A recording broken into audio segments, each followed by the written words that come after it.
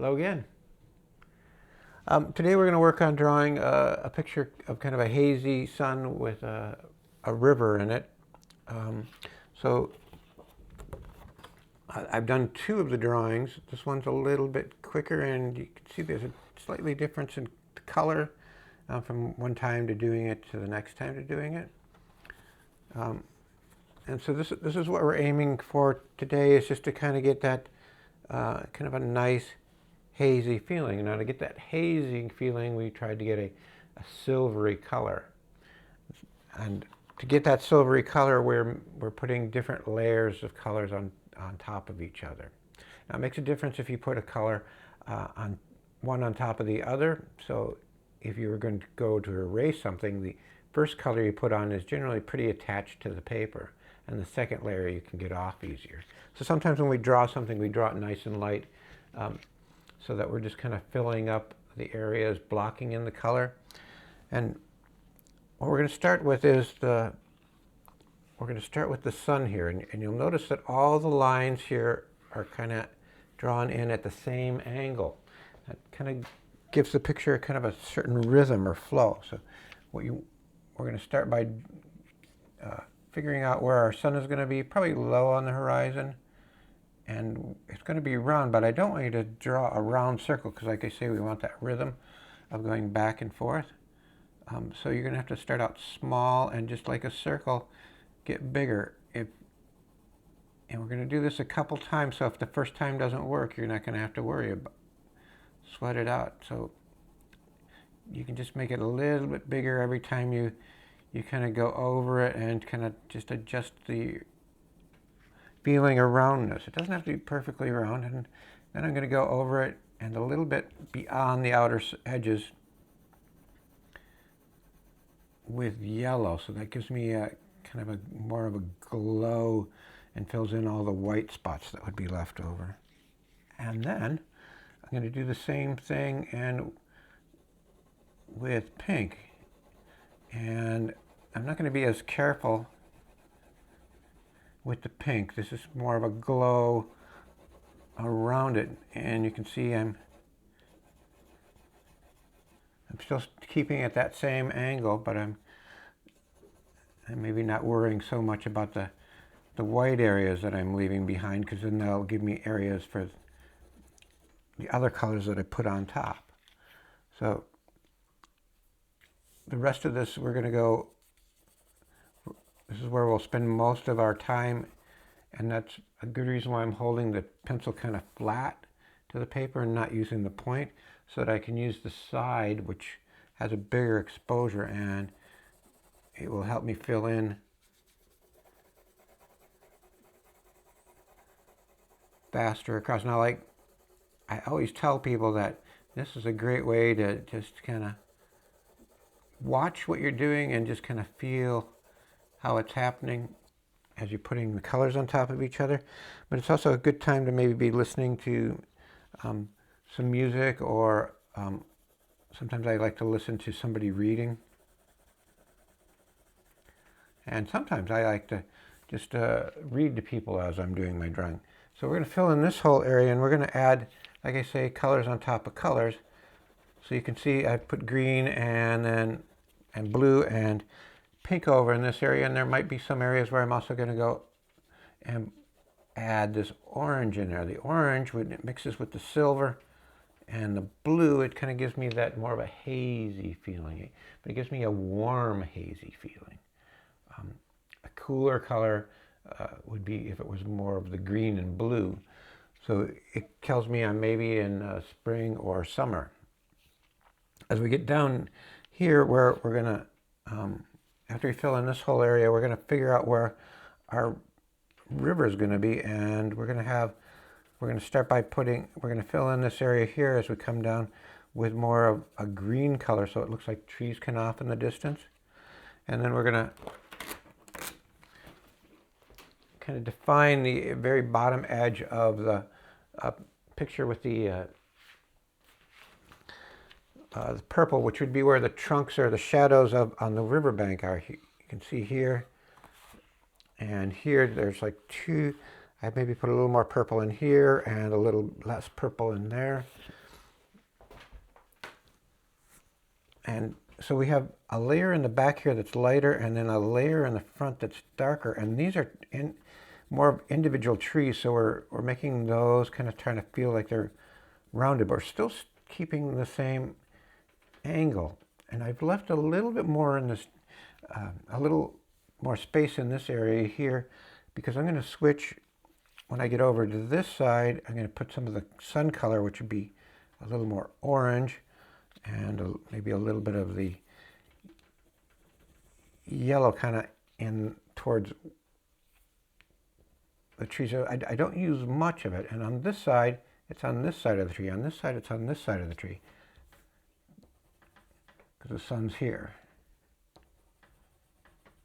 And I don't want to overdo it. I don't want to make that kind of I want it to be kind of more of a feeling than I want it to be more,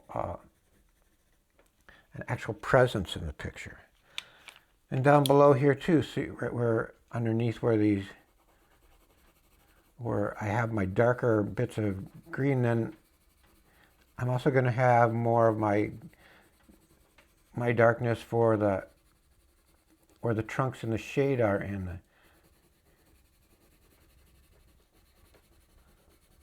So like I say, you want to just kind of feel what colors are going on there and kind of gauge yourself as to what you want the feeling to be. You can kind of go, oh, I like that, when you have a color that mixes really well together. So like right here, I'm mixing a little bit of the purple and the green of the tree, trying not to keep too much of a rhythm so that it doesn't look like a pattern going across there. And over on this side, it would be also on the going towards the outer edge of the paper. So I'm having maybe two colors of blue and purple and bits of green down here to make my edge of my bank. But when I get to this spot here, because that's going to be the edge of the river, so I'm going to switch to a darker blue, and I'm going to start going this way to give me the feeling. So when all these lines intersect this spot here where the river is, it gives me a place for my focal attention to be. It stops all these lines, and then I read this area straight across here first. It's the first thing my eye is drawn to is anything that's circular shaped, curvy lines. So the first thing I see is the sun, so that gives me the feeling of the warmth of the picture, the haziness of the sun. And then these lines here draw me to this line here, which I've also put in a little bit of waviness to help draw to that spot. Now that's the bank, but the river itself is I'm going to try to keep it silvery, so I'm putting in a little bit of green and maybe a little bit of light purple and a little bit of pink. Right underneath where I'm seeing the warm colors here, I'm going to put those in, and I think that the yellow I'll put in smaller kind of, sparkly type spots. The orange I'll kind of drag out as kind of the mood color. And then of course if I'm reflecting the sun, I'm also reflecting the sky, so I've got a little bit of the silver from the sky, but I also want to have some of the blue, and I want to have some of the blue from the shoreline.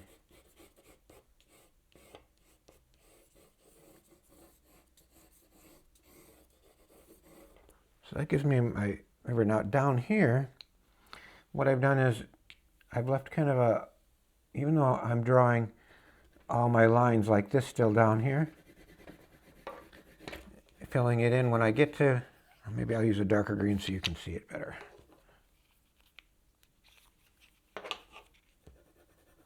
So these green lines are going up into the river just a little bit, because now we're to where we can see the grass, so we want to kind of feel the way the grass works.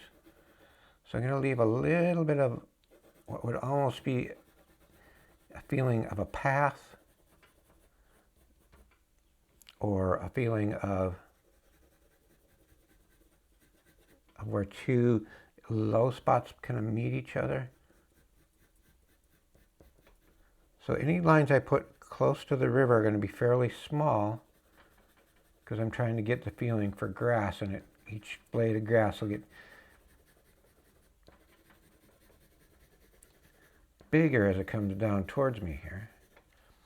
And I want to add in different colors of green in my grass, but also because it's kind of down in the earthy area, I think I'll want to have kind of a little underlayment maybe of this orange, so it gives me a connection to the warmth of the sun, kind of connecting the earth to the sky.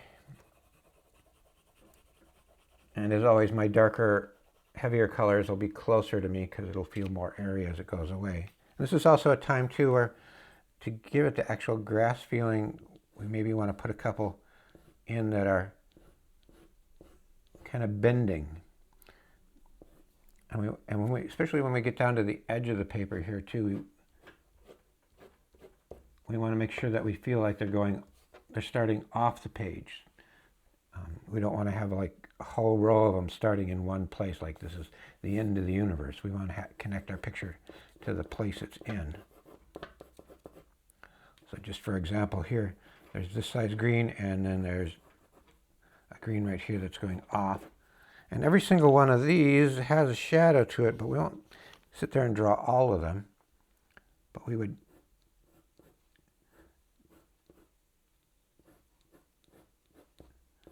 go in and put a couple, and maybe it would change colors to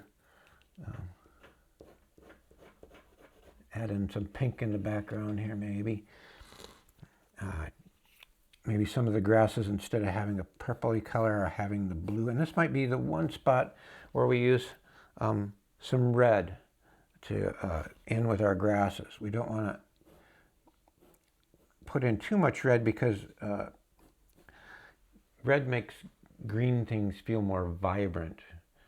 Green things make red feel more red. But if you too much red on with the green, will kind of swallow the green up. So we want to just use little bits of it, so that there's going to be a point where you go to yourself, okay, that's too much red, I've overdone it. And you don't want to get to that spot. So just to recap, all this is all angled in the same direction. We tried to get this round, but we make it round by just drawing in lines at an angle. Try to get two layers of green back here, kind of a lighter layer and then a darker layer in front of it. You want to get kind of a feeling of darkness down here for right at the edge of the riverbank. And you can always go back in and make things darker, so it's best to kind of put them in light the first time around. And if you go back in and you start, see how I'm just kind of almost burying that first layer of kind of pinky purple that I put in with this blue, but some of it still shines through. And if I make my edges out here a little bit darker, then that also kind of draws me in. And if I take my dark blue and then it's kind of a finer feeling, then I can actually feel like those are our branches. And always remember to kind of add in kind of your finer details at the end where you're kind of thinking about shadows. See how when I put this in here on this spot right here, it kind of makes it feel like it's getting more of a tree shape to it. And so I'm going to put up, hold these two pictures back up again. So you can see it has a feeling of almost three different pictures, even though I'm the person that drew all of them.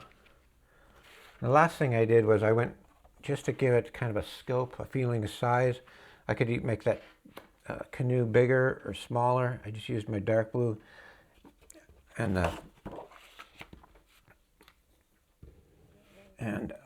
you have to keep it kind of straight at the water, a little bit of curves, and then you just kind of suggest where the people are.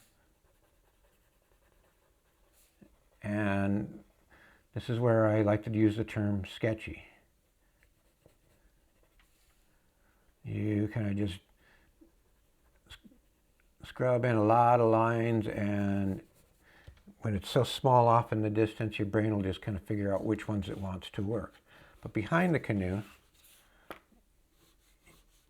we maybe want to put a little bit of shadow along the canoe, and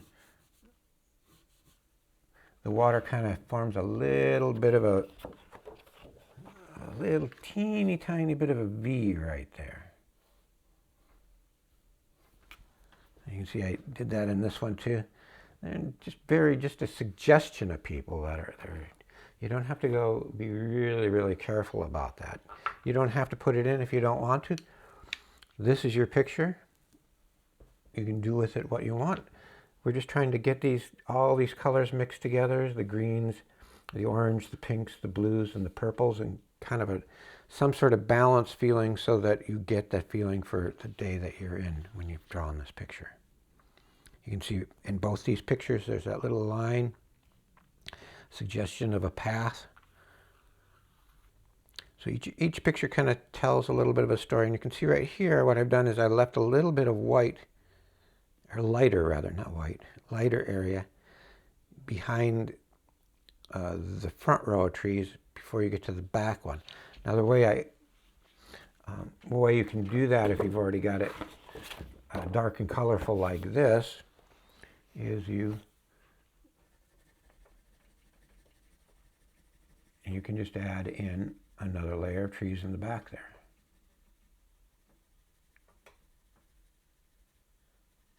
And try to protect a little bit of the color area there. And maybe this will say, okay, there's a big river bluff up there. If we make a mistake, the colors we're using can just gently go over the top of each other and hide things. Thank you for joining me today. I'm Mr. Kane. Go outside, have fun, be safe.